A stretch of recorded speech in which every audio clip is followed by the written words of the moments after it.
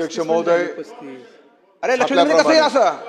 लक्षद्वीप झाल्यानंतर घ्या, लक्षद्वीप झाल्यानंतर बाकीच. अरे मध्ये कसं येईल लक्षद्वीपमध्येच? माझी लक्षवेधी आहे, लक्षवेधी क्रमांक 3. हो, माझी पण इन्फॉर्मेशन आहे, मला मांडू द्या मग लगेच.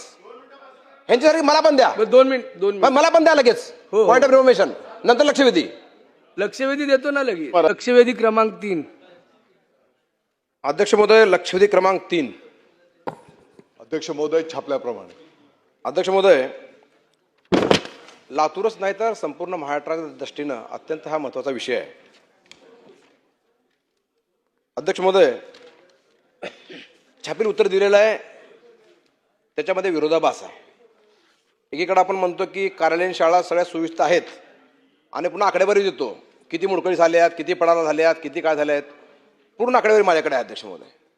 पण मला ह्याच्यात आकडेवारीत मला पडायचं नाही आहे. हा विषय अत्यंत महत्त्वाचा आहे अध्यक्ष महोदय. प्राथमिक शिक्षण म्हणजे लहान लेकरांना आकार देण्याचं केंद्र आहे. एका अर्थानं चिखलाच्या गोळ्याला आकार देण्याची संस्था ही प्राथमिक शिक्षण संस्था असते. अध्यक्ष महोदय, अशा परिस्थितीमध्ये आपण बघा अध्यक्ष महोदय, आज सुद्धा उत्तरामध्ये सांगितलंय की कला क्रीडा कार्यानुभव या शिक्षक याची भरतीसाठी आपण येणाऱ्या काळामध्ये भरती करणार आहोत. अध्यक्ष महोदय, गेल्या 10-15 वर्षापासूनचा विषय आहे. शिक्षकच उपलब्ध नाही, लेकरं शिकायची कशी? आणि अध्यक्ष महोदय, आपल्याला आठवत असेल तर आपण डिजिटल बोर्ड लावतो. डिजिटल बोर्ड लावलं म्हणजे शाळा डिजिटल झाली का? तर नाही होत. आता इथं काय म्हणलं उत्तरामध्ये, इंटरनेट शाळांना जवळपास 1.5 शाळांना इंटरनेट आहे. इंटरनेट आहे म्हणजे काय? किती चालू इंटरनेट किती आहेत त्याचाही विचार करावा लागला अध्यक्ष महोदय. त्यामुळे माझी विनंती आहे अध्यक्ष महोदय, स्पर्धेच्या या युगामध्ये आपली लेकरं टिकली पाहिजे, यासाठी काही ठोस उपाययोजना करण्याची अत्यंत आवश्यकता अध्यक्ष महोदय. अध्यक्ष महोदय, मी तर एका प्राथमिक शिक्षकाचा मुलगा आहे अध्यक्ष महोदय. माझ्या वडिलांची अपेक्षा, रिटायर झाले वडील माझे, आता 85 वर्ष वय आहे वडिलांचं. मला त्या दिवशी बोलून सांगितलं अध्यक्ष महोदय, अरे तू आमदार झाला, या प्राथमिक शिक्षणाकडे काय लक्ष देण्याची गरज आहे. अध्यक्ष महोदय, खरोखरच इथले बरेच आमदार प्राथमिक शाळेत शिकलेले आहेत. आज काय अवस्था अध्यक्ष महोदय प्राथमिक शिक्षणा शाळेची? अतिशय दुरावस्था झालेली अध्यक्ष महोदय. आणि मला इकडं असं म्हणायचं सर अध्यक्ष महोदय, आज गेल्या 12-15 वर्षापासून माननीय मोदीजी केंद्रात असतील, माननीय देवेंद्रजी महाराष्ट्रात असतील, सगळेच आपले दोन्ही उपमुख्यमंत्री असतील, अतिशय चांगलं काम चाललेलं आहे. आज महाराष्ट्र चौफेर प्रगती करतोय, प्रत्येक क्षेत्रामध्ये प्रगती करतोय अध्यक्ष महोदय. आपण कुठलेच क्षेत्र राहिलं नाही. आता परवा मी ऐकलं की मेडिकल एज्युकेशनसाठी 5,000 कोटी एडीबीचं लोन आपण घेतलं, मग आरोग्य पण भक्कम होणार आहे. अध्यक्ष महोदय, हे सगळं होत असताना माझी विनंती माननीय मुख्यमंत्री महोदयांना, सरकारला, माननीय शिक्षण मंत्र्यांना आहे की हे सगळीकडे प्रगती करतोय, सगळं चांगलं चाललंय, पण मूळ जी इन्व्हेस्टमेंट आहे लेकरांची, या लेकरामध्ये इन्व्हेस्टमेंट व्हायला पाहिजे. या प्राथमिक शिक्षण शाळा ह्या चांगल्या बनल्या पाहिजे, हायटेक बनल्या पाहिजे, आणि त्यासाठी आपण विशेष प्रयत्न या निमित्तानं केलं पाहिजे. देश प्रगती करतोय, महाराष्ट्र प्रगती करतोय, पण ज्या वेगानं प्रगती होते महाराष्ट्राची, देशाची, त्याच वेगामध्ये प्राथमिक शिक्षण सुद्धा ह्याच्यामध्ये आलं पाहिजे. आणि आता अपेक्षा वाढल्या जनतेच्या, पालकांच्या, त्यामुळं प्राथमिक शिक्षण सुद्धा चांगल्या क्वालिटी शिक्षण मिळावं यासाठी प्रयत्न करतात. अध्यक्ष महोदय, या निमित्तानं माझा सवाल आहे माननीय मंत्री महोदयांना. एक सवाल माझा पहिला असा अध्यक्ष महोदय की हा विषय लातूरपुरता नाही, संपूर्ण महाराष्ट्रातल्या शाळांमध्ये आज दुरावस्था आहे प्राथमिक शिक्षणाची. आणि म्हणून या संपूर्ण शाळांचं एक आपण A to Z असेसमेंट करणार आहात का? आणि इन्फ्रास्ट्रक्चर डेव्हलपमेंट जशी होते, एडीबी बँकेतून घेतो आपण वर्ल्ड बँकेचे पैसे घेतो, आपण पुन्हा नाबार्डचे पैसे घेतो, त्याच पद्धतीनं एडीबी कडून, नाबार्ड कडून किंवा आणखी वर्ल्ड बँकेकडून सॉफ्ट लोन 5,000 कोटी 10,000 कोटी जे काय आहे ते घेऊन या संपूर्ण महाराष्ट्रातली शिक्षण व्यवस्था आपण सुधारणार आहोत का? या संपूर्ण महाराष्ट्राचं प्राथमिक शिक्षण आपण मजबूत करणार आहोत का?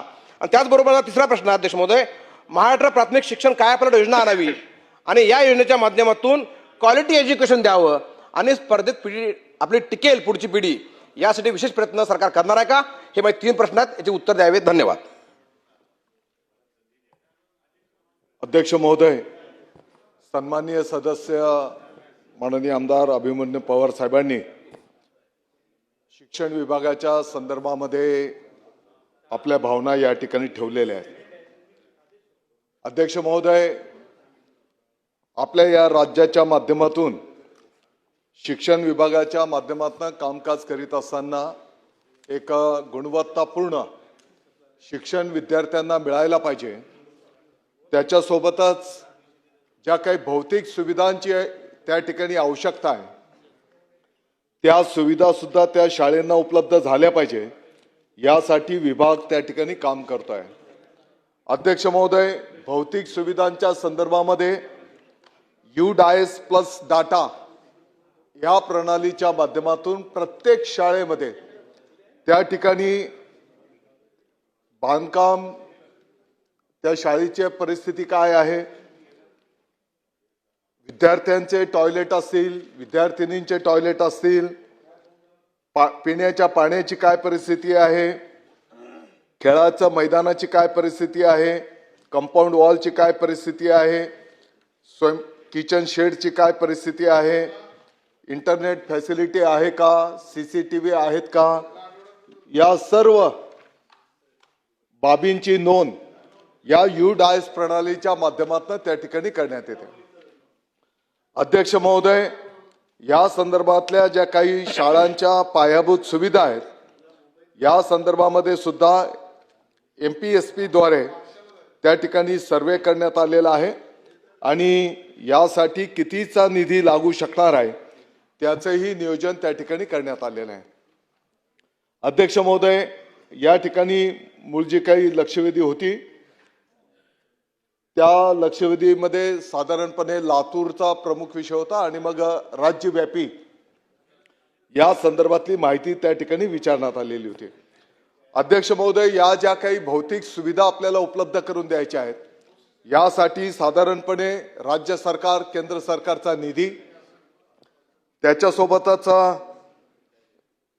जिल्हा नियोजनच्या माध्यमातून 5% किमान निधी आपण या कामांच्यासाठी त्या ठिकाणी वापरू शकतो. त्याच्यासोबतच कंपाऊंड वॉल सारखं जर काही काम करायचं असेल तर ते मनरेगाच्या माध्यमातून आपण त्या ठिकाणी करू शकतो. जिल्हा परिषदचा शेष निधी आहे, स्थानिक विकास निधी पण आपण वापरू शकतो. सेवाभावी संस्था सुद्धा त्या ठिकाणी सहकार्य करत आहेत. गौण खनिज निधीच्या माध्यमातून पण आपण ह्या भौतिक सुविधा निर्माण करू शकतो आणि CSR आणि लोकसहभागाच्या माध्यमातून सुद्धा अनेक शाळांचं चित्र त्या ठिकाणी अध्यक्ष महोदय बदललं जात आहे. अध्यक्ष महोदय, पाठीमागच्या काळामध्ये शिक्षक भरतीच्या संदर्भामध्ये पण अनेक तक्रारी यायच्या आणि मग पवित्र प्रणाली याद्वारे आता शिक्षक भरती संपूर्ण राज्यामध्ये त्या ठिकाणी केली जाते.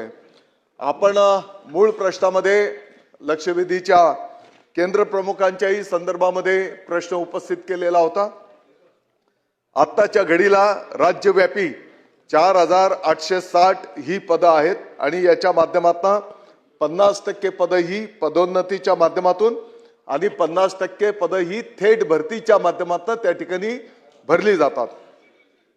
अध्यक्ष महोदय, पदोन्नतीच्याही संदर्भामध्ये सर्व विभागाला सूचना करण्यात आलेली आहे आणि लवकरात लवकर ती प्रक्रिया संपन्न करून ही पदोन्नती त्या ठिकाणी केली जाईल आणि थेट भरतीची प्रक्रिया यापूर्वीच कार्यान्वित आहे. येणाऱ्या आठवड्याभरामध्ये त्याचे निकाल त्या ठिकाणी घोषित होऊन मला वाटतं की 1 महिन्यामध्ये ही पदं पण त्या ठिकाणी नियुक्त केली जाणार आहेत. अध्यक्ष महोदय, 12 वर्षांपासून हा प्रश्न प्रलंबित होता आणि तो पण विषय त्या ठिकाणी मार्गी लागलेला आहे.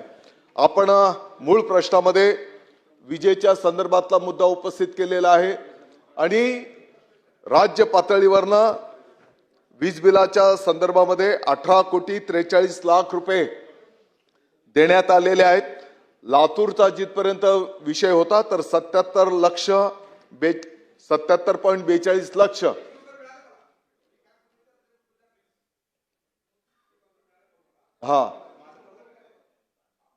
अध्यक्ष महोदय, माननीय मंत्री महोदय, आपण सकारात्मक उत्तर दिले लातूर जिल्ह्यासाठी, पण तुम्ही जे आकडेवारी दिले ना, मी तुम्हाला दाखवतो. मी जर खोट निघालो मी आमदारकीचा राजीनामा देईल. मी इतकं सिरियसली बोलतोय. पण मला काय म्हणायचं, एकूण लातूरचा विषय नाही आहे, संपूर्ण महाराष्ट्रातले शिक्षण व्यवस्था विषय. अध्यक्ष महोदय, प्राथमिक शिक्षण जर तिथं जर मुलगा चांगला म्हणला तर पुढची पिढी चांगली बनते. म्हणून अध्यक्ष महोदय, प्राथमिक शिक्षण अत्यंत महत्त्वाचं आहे. माझं काय म्हणणं अध्यक्ष महोदय, आपण आता परवा मेडिकल एज्युकेशनला 5,000 कोटी रुपये आणले ADB कडून, मागच्या वेळी 10,000 कोटी रुपये आणले रस्ते विकासाला. तसं ADB असेल, वर्ल्ड बँक असेल किंवा अजून कुठली वित्तीय संस्था असेल जागतिक, सॉफ्ट लोन असेल, हे घेऊन संपूर्ण महाराष्ट्राचे प्राथमिक शिक्षण व्यवस्था निर्माण करणार का चांगली आपण एक चांगली पिढी घडवणार का पुढच्या वेळेस? हा माझा बेसिक प्रश्न आहे. आता किती टॉयलेट आहेत, किती आहेत मला माहिती आहे ना. अहो सर, अजून सुद्धा शिक्षक आहेत तर हेडमास्टर नाही, हेडमास्टर आहेत मग शिपाई नाही, हेडमास्टर झाडून काढतो शाळेमध्ये, अशी अवस्था आज पण आहे. मला त्यात पडायचं नाही आकडेवारीमध्ये. मला संपूर्ण महाराष्ट्राची काळजी आहे. मी म्हणतो महाराष्ट्राचं शिक्षण व्यवस्था सुधारली पाहिजे, महाराष्ट्राची पुढची पिढी चांगली आली पाहिजे. म्हणून इन्व्हेस्टमेंट आपण करणार का? आपण रस्त्यामध्ये घालतो, पुलामध्ये घालतो, मेट्रोमध्ये करतो, आपण एवढे मोठे पैसे घालतो. शिक्षण व्यवस्थेवर पैसे घालणार का? हा माझा प्रश्न आहे पहिला. लोन घ्या. अध्यक्ष महोदय, शैक्षणिक सुविधा जास्तीत जास्त निर्माण कशा करता येतील, एक गुणवत्तापूर्ण क्वालिटी एज्युकेशन कसं देता येईल, या संदर्भामध्ये शासनाने त्याचा आराखडा तयार केलेला आहे. मी सन्माननीय आमदार महोदयांना आश्वस्त करू इच्छितो, सभागृहाला आश्वस्त करू इच्छितो, येणाऱ्या काळामध्ये याचं प्रतिबिंब प्रत्यक्ष फील्डवर आपल्याला दिसून येईल आणि एक जास्तीत जास्त विद्यार्थी आपल्या या स्थानिक स्वराज्य संस्थांच्या मध्ये ऍडमिशन्स घेताना आपल्याला दिसून येतील. संजय केळकर. अध्यक्ष महोदय, एक मिनिट. हे उत्तर जे दिलेलं आहे अध्यक्ष एक मिनिट. महोदय, संजय राव. अभिमन्यू अध्यक्ष महोदय, मूळ प्रश्न माझा आहे. अध्यक्ष महोदय, एक एक अध्यक्ष महोदय, मूळ प्रश्न माझा आहे. विजयराव अध्यक्ष महोदय, मूळ प्रश्न